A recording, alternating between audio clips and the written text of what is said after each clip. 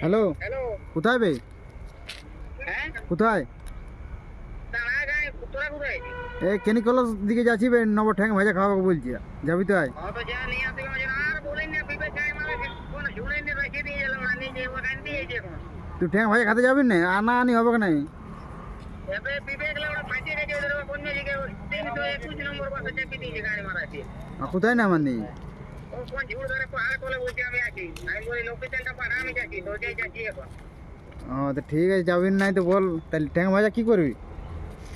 এই গাড়ি রেখে দিবে তোদের কি মন যাচ্ছে নালে আলে ভালো হইতো না, আলে থোড়াই পারবে।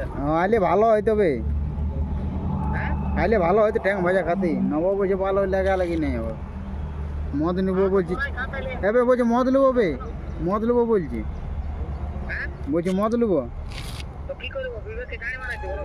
ওকে আমি তাই তুই আয় না কেন কল করস, তারপর আমি দেখছি ওকে কি করি বাড়ি করছি।